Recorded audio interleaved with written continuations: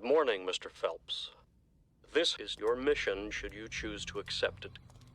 Should you or any member of your IM force be caught or killed, the Secretary will disavow all knowledge of your actions. Ethan Hunt will be your point man as usual. Good luck, Jim. Welcome back to our Mission Impossible series. Today we are going to review the movie that started them all, Mission Impossible, the first one. And it came out in 1996, so Tom Cruise has been doing these movies for quite a while, and now we're going to just kind of go into a review, kind of like how we have been doing for the previous Mission Impossible films that we have reviewed. But before we begin the review, if you could just smash that like button and give us a subscribe, that would be great. Now, without any further ado, we are going to jump into the content review portion of Mission Impossible. There will be no spoilers in this section, so if you have not seen the movie yet, you are free to stay until I let you know that spoilers are coming. Game. Is he serious? Always. It's much worse than you think.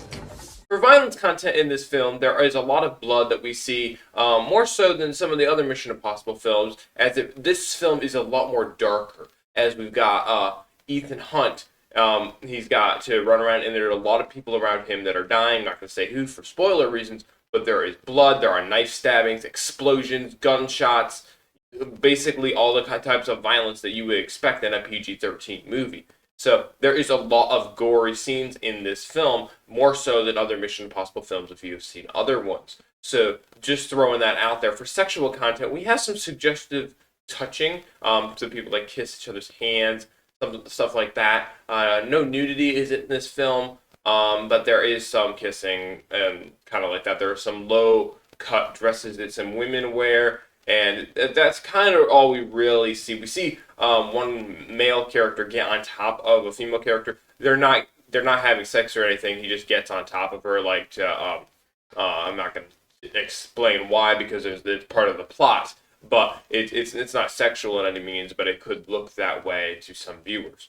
If we go over to drug and alcohol content, there's one character that smokes a lot, and then there are some drinking of alcohol and other alcoholic beverages. If you go over to language, there's a lot more language in this movie than there were in some of the other Mission Impossible films. We see the F-bomb used once in the subtitles as a Russian uses the word in his own language.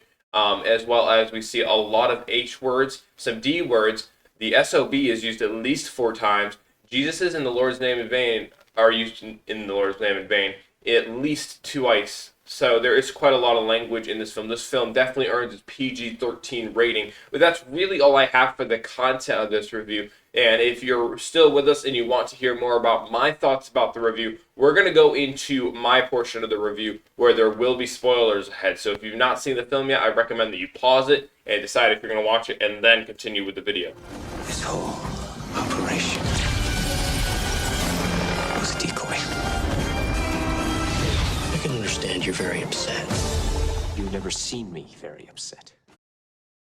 All right, now we're going to get into my review of this film. So since I've been going through all the Mission Impossible films, I kind of went out of order, so I wanted to go back and watch the first one so that I could see where it all started, because it's been a while since I've seen it. So this film starts off with Jim Phelps, who has his own IMF team, and one of the team members being Ethan Hunt. Ethan Hunt will be your point man as usual. Good luck, Jim.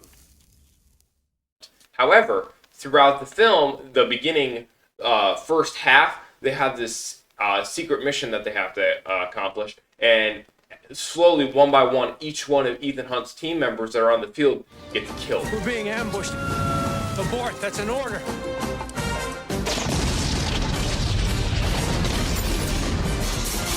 They knew we were coming.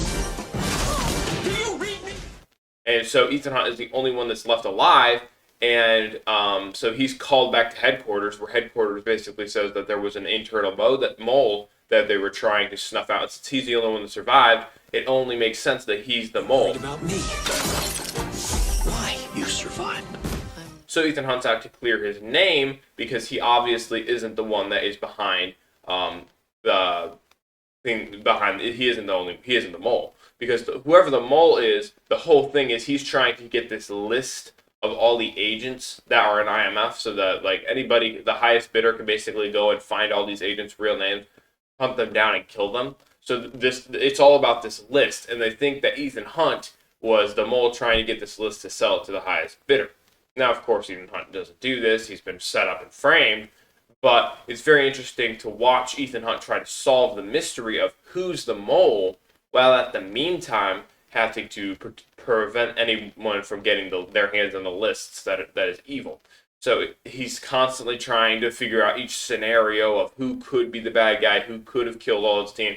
So it's really, I like seeing that. It's really exciting. I also like the stunts that he does in this film. While not compared to some of the stunts that he does in later films, he's seen running away from an exploding fish tank, as well as he's like suspended via a pulley system, and he has to be let down into a room without touching the floor, and that can be very intense. I mean, they don't seem like major stunts, but if you're watching them on this big screen, it actually feels exciting. So it's suspenseful. So it's really interesting to see those. I think that the first Mission Impossible did a really good job of setting the standard of Mission Impossible movies with crazy stunts, great action, the masks. The masks are always used. It's very funny to see them like peel them off. So you have that as well. Overall, I think that this film did a really good job with the plot. I think it was one of the darker Mission Impossible films, but I do think that it set up a good franchise. I think that it was the actors did a really great job at portraying their roles. I really think that John Voight did a great job at playing his character, especially with all the different kinds of shades that we had for that character, as well as Tom Cruise. I mean, he did an amazing job as well. So really great to see all of them put their all into this film. And even for being made in 1996, it still feels pretty cool. It's aged well, so great to see. If I was to give it a rating, I'd probably give it about a 7 out of 10. It's not perfect, but I do think that it is a really good Mission Impossible film that starts the franchise off. Let me know your rating in the comments below. We got 2 more Mission Impossible movies to go until we have them all reviewed as of this date. So I hope to get those out before the end of the month. Thank you for listening today, and I hope that you guys have a great rest of your day. I can understand you're very upset. You've never seen me very upset.